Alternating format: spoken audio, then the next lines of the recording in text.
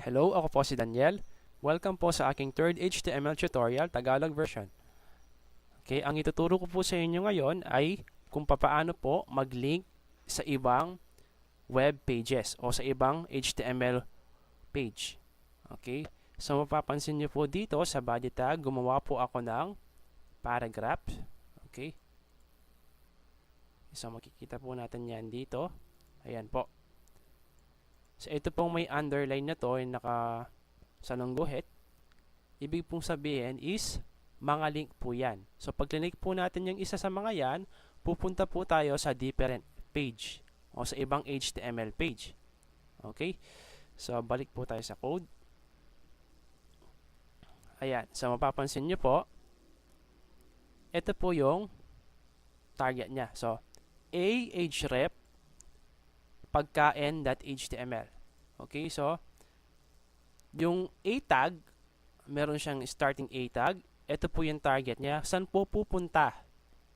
Okay, saan po tayo pupunta? Pagka-click doon sa link. So ito pong mansanas na to, itong word na mansanas, ito po yung link. Dahil nandito nakapagitna po yung a tags sa word na mansanas. Okay? Tingnan niyo po dito. Ayan.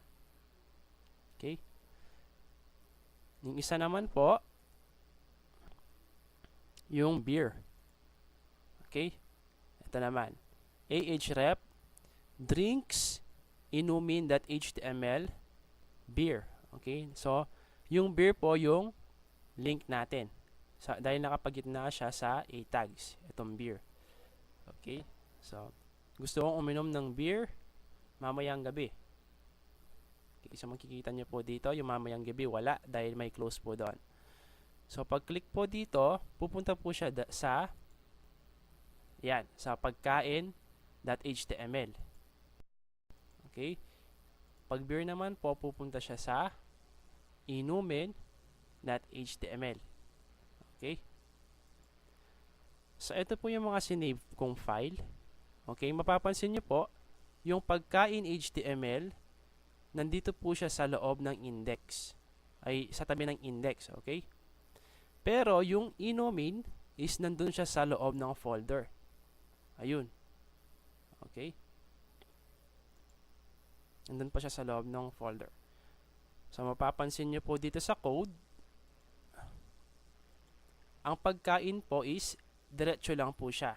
Okay? Dahil tabi po siya ng index. Nasa same folder siya ng index.html. Pag same folder po, yung nililink nyo, ito lang po yung ilalagay. Yung pinaka pangalan lang ng HTML file. So, pag nasa ibang folder naman siya, nasa loob ng ibang folder, tulad ng beer, ito, drinks, meron pa siyang slash. So, ibig sabihin, ito po yung folder. Okay? Ito naman po yung HTML. Okay. So, pag ang ginawa natin is inumin.html lang, Control S or save. Ang mangyayari po, i-refresh ko po yan. Pag click ko yung beer, so hindi po niya makikita. Okay, dahil wala po siya doon sa same directory ng index. Okay, nandun po siya sa drinks. Okay? So, hindi siya katulad ng apple na nasa pagkain lang siya. Okay? Nandito siya sa same folder as index. So, dito siya sa isa, yung beer. Okay? So, kailangan dun sa code natin, meron siyang directory. So, saan ba directory yon? Ayun, dun sa drinks directory. Inumin.html. Okay, save. Okay, refresh. Yan. Sanas beer. Okay.